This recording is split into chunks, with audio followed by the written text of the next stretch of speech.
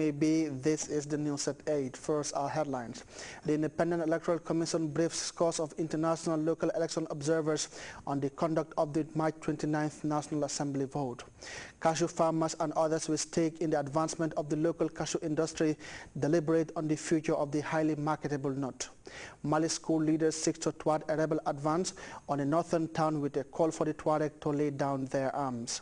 And under pressure, Syrian strongman Bashar al-Assad says he will accept Kofi Annan's 6-point peace plan for Syria days after his strongest allies, Russia and China, endorsed the proposal. These and other stories coming ahead this half hour. My name is Abubakar Dabo.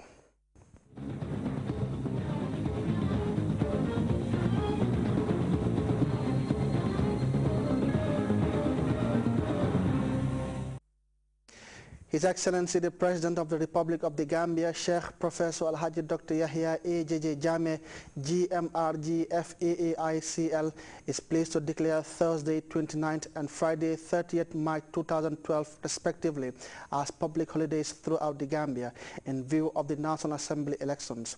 The public holiday, the reveal adds, are meant to enable people travel to their constituencies to exercise their franchise. All eligible voters are therefore urged to come out in their numbers to cast their votes. Messages of goodwill continue to flow in at the State House.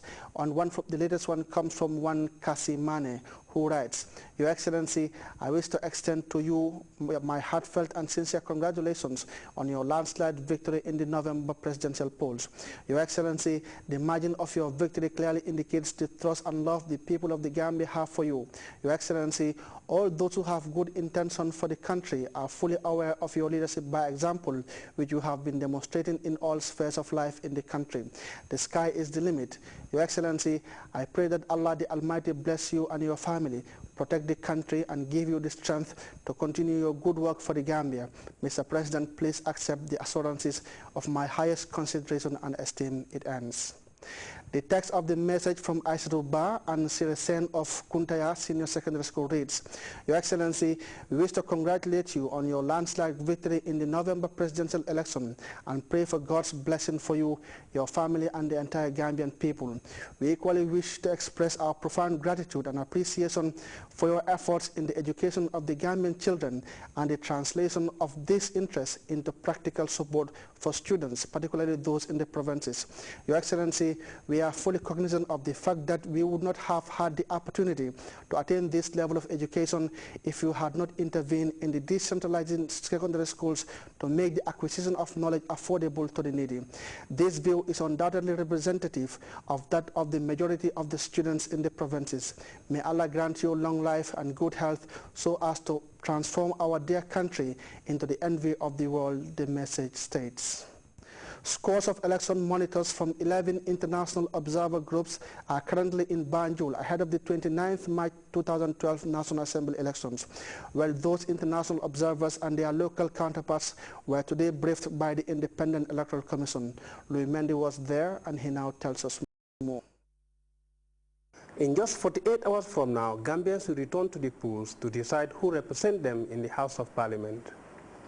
The country's over 700,000 eligible voters will have to decide in 23 constituencies and 510 polling stations whether they are represented by APRC, independent or NRP candidates.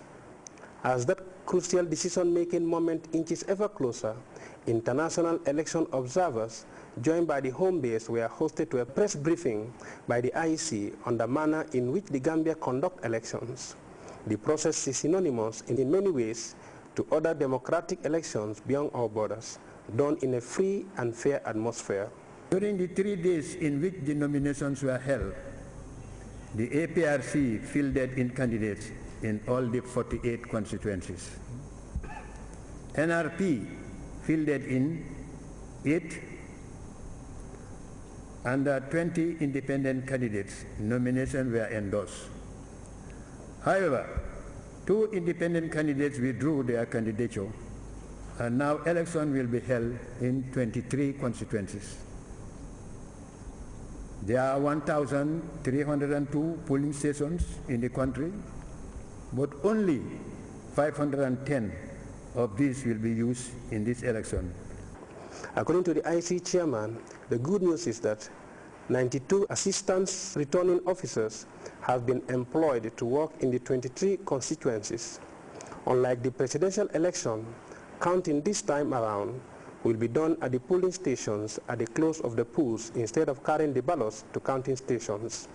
The polls will open at 7 and close at 6, but provision given to those on the queue prior to the stipulated time. The role of the police is obvious.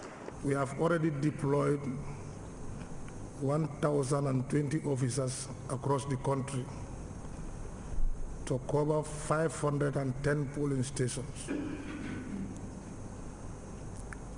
These are all general duty officers, men and women, who have series of training about election security duties. I am confident that they will deliver very well on what they are taught. Furthermore, these officers are going to work directly under the presiding officers of the IEC. This lecture, provided by the IEC Director of Operations, was an opportunity to demonstrate to the international observers how the election process is conducted from start to finish and hinge-free. The briefing was followed by a question and answer session between the IEC officials and the election observers surrounding key issues involving the smooth running of the election and the rights of the electorate. A concern raised by one of the observers is that the Constitution should create an enabling environment for those who turn 18 shortly after the November presidential elections to vote in this parliamentary election instead of waiting for another 2 years to get a voter's card. Louis Mendy, GRTS. The coastal settlement of Batokunko is all set to host the first ever food and beverage festival celebrating Gambian and African gastronomy. Ibrahim Ajata reports the two-day fair expected to fuse an array of local musical and artistic talents will also feature a grand exposition by the country's brilliant chefs.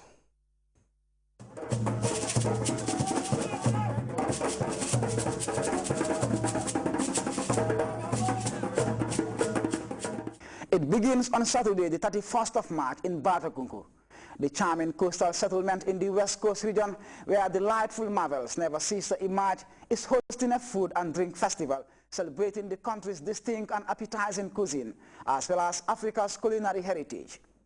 It's a Gambian first, and with the smiling coast celebrated for its flair in festivals, especially those rousing culture and tradition, officials are giving all the support they can to the inventor behind the initiative, Mrs. Betty Gay O'Hagan.